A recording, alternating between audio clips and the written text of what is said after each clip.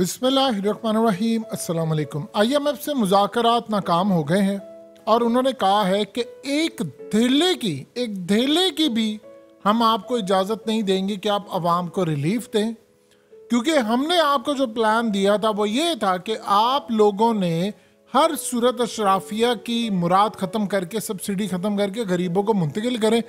आपने नहीं की। अब आप हमें कह रहे हैं कि हम गरीबों के लिए ये करें, बिल में रियायत करें, सब कुछ करें, तो मुराद उनकी अमीरों की वही रहे। IMF ने तमाम तर प्रपोजल को रिजेक्ट कर दिया, रद्दी की टोकरी में उठाकर फेंक दिया है कि हमारी तरफ से साफ इनकार है। अब होने क्या जा रहा है ये जरा ज़हन में रखिए। उन्होंने कहा ना तो वो किस्तें करनी है आपने बिलों की, समझिए जरा, ना बिलों की किस्तें होंगी, ना यूनिट 1 रुपया भी सस्ता होगा। ये बड़ी अजीबोगरीब बात है। तो इसका मतलब क्या हुआ? इसका मतलब ये है कि आपने IMF से जो मुआहिदा किया हुआ है, मजीद आगे चलकर के आपने बिजली के रेट बढ़ाने हैं, वो आपको मजीद बढ़ाने पड़ेंगे। भूल जाए रिलीफ को। एक तो था कि जी वो रिलीफ मिलेगा, वो तो IMF ने इनकार कर दिया। रिलीफ तो किसी सूरत नहीं आने वाला। साथ वो जो उन्होंने कहा है कि आपने जो मुआहिदा किया हुआ था, मुआहिदे के अंदर ये कौम को बताया नहीं गया कि हमने कितने रुपए और यूनिट बढ़ाने का कहा है। उन्होंने कहा वो जो मुआहिदा किया है उस पर आप खड़े रहें, उसको आपने पूरा करना है उस मुआहिदे को। यानी आप उस मुआहिदे के तहत हर सूरत बिल पे करेंगे हमारा, और यानी हर तरह से। मिसाल के तौर पर अब कौम को तो नहीं पता, ये तो मुआहिदा सामने आना चाहिए कि 200 रुपये यूनिट का कहा हो, 150 का कहा हो, 125 का कहा हो, क्योंकि 90 का तो अभी तक वो कह रहे हैं कि जी पड़ रहा है। तो इस सूरत हाल में मजीद बिजली महंगी के लिए तैयार है, लेकिन इसके साथ जो नुकसान होने वाला है, अब होगा क्या? देखिए, सबसे बड़ा इशू ये है, अवाम आपकी 95% बिजली के बिल पे करने को तैयार नहीं है, ना उनके पास पैसे हैं। अब यूनिट बढ़ेगा और इससे भी ज्यादा मजीद बढ़ेगा, क्योंकि आपको रिलीफ लेने के लिए किसी सूरत आमादा नहीं करे। दो चीजें समझिएगा, इसमें होता क्या है कि देहातों के अंदर लोग कह देंगे कि भाई आप हमारे मीटर उतार कर ले जाए, हम अब बिजली अफोर्ड नहीं कर सकते, हम बिजली के बिल नहीं दे सकते, आप हमारे मीटर उतारना चाहते हैं अब ले जाए। वैसे कानून के मुताबिक आप उनको मीटर नहीं दे सकते, कोई आपका मीटर उतार नहीं सकता, क्योंकि आप मीटर के पैसे आपने पे किए हुए हैं वापडा को, तो वो मीटर आपका है, कोई आपका मीटर नहीं रख सकता।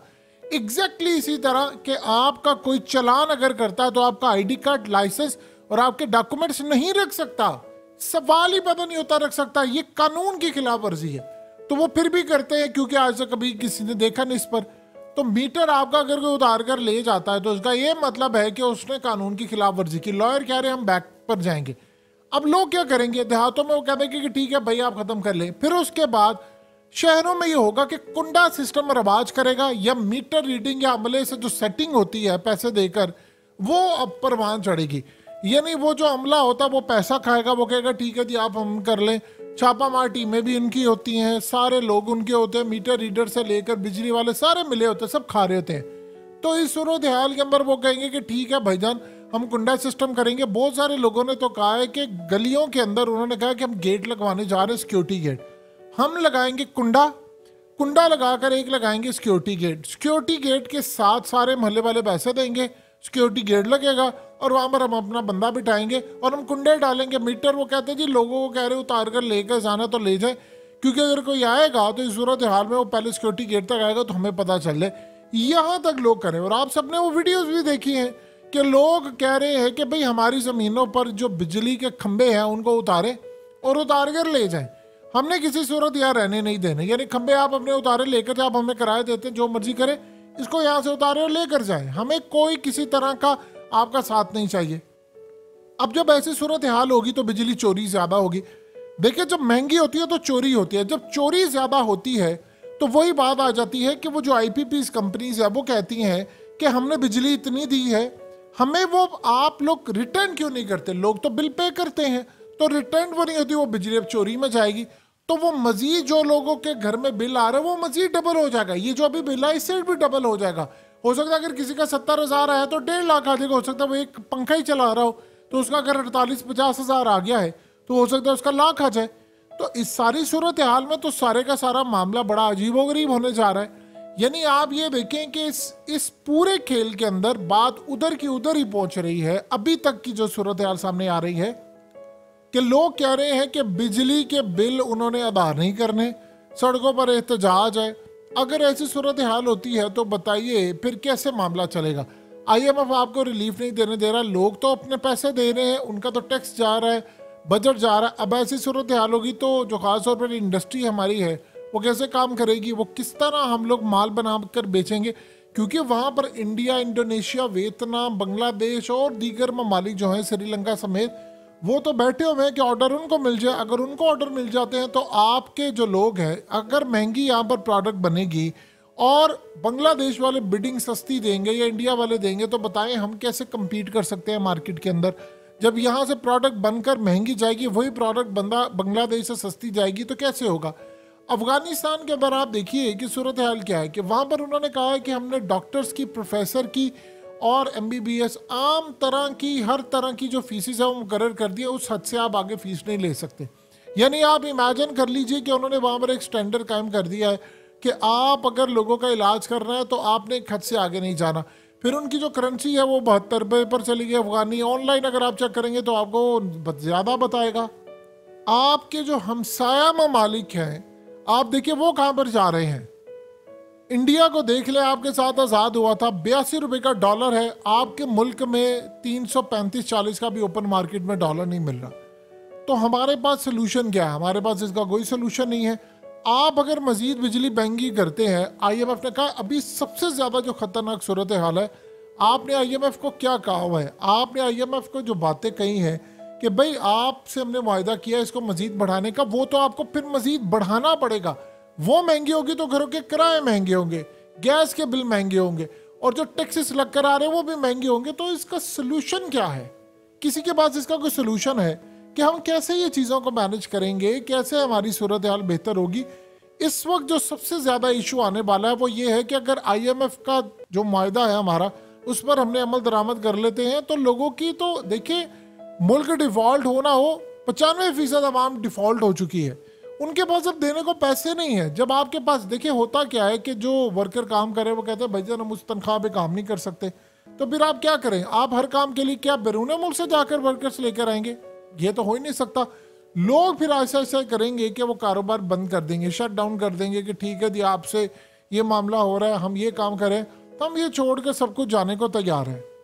फिर बहुत बड़ी तादाद के अंदर लोग छोड़कर जाएंगे। पहले होता ये था कि लोगों के पास कोई प्रॉपर्टी होती थी, वो कहते थे हम सेल कर देते हैं प्रॉपर्टी। आपके मुल्क में प्रॉपर्टी बिक ही नहीं रही। सबसे बड़ा इशू ये खड़ा हुआ है कि आपके मुल्क के अंदर प्रॉपर्टी जो है वो कोई खरीदने को अब तैयार ही नहीं है। ना प्रॉपर्टी बिक रही है, ना लोगों के हालात ठीक हो रहे हैं। कारोबार का हाल ये है कि गाहक आते नहीं है, सारा सारा दिन बैठे रहते हैं। बैंकों का हाल ये है कि वहाँ पर कोई डिपॉजिट करवाने के लिए नहीं आता, वो सारा सारा दिन बैठे रहते हैं। तो ये जो कुल मिलाकर इस वक्त सूरत हाल पैदा हुई है वो हद से ज़्यादा ख़तरनाक है। देखिए अगले कुछ अरसे के अंदर जो हालात बता रहे हैं, इस तरह अगर ये मामला चलता रहा तो पाकिस्तान में अक्सरियत कह देगी कि आप हमारे मीटर उतार कर ले जाओ। हो सकता है आपको फिर पाकिस्तान की आधी आबादी जो है वो अंधेरों में डूबती हुई नजर आए।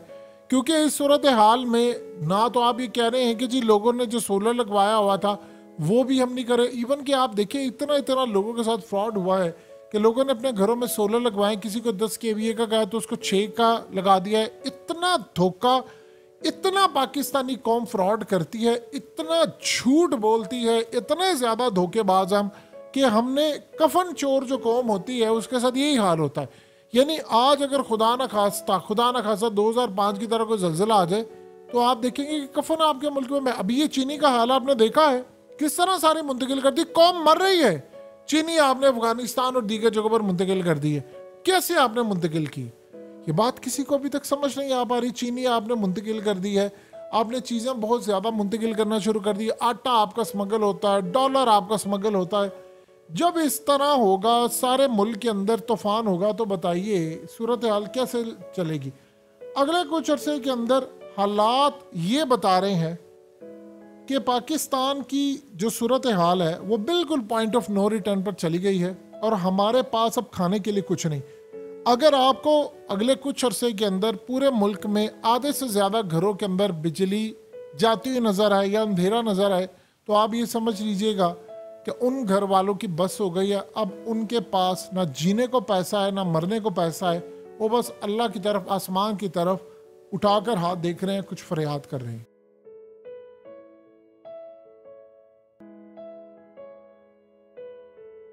हकीकत टीवी को सब्सक्राइब करना मत भूलें, वीडियो को लाइक करें, शेयर करें और कमेंट सेक्शन में अपनी राय का इजहार ज़रूर करें।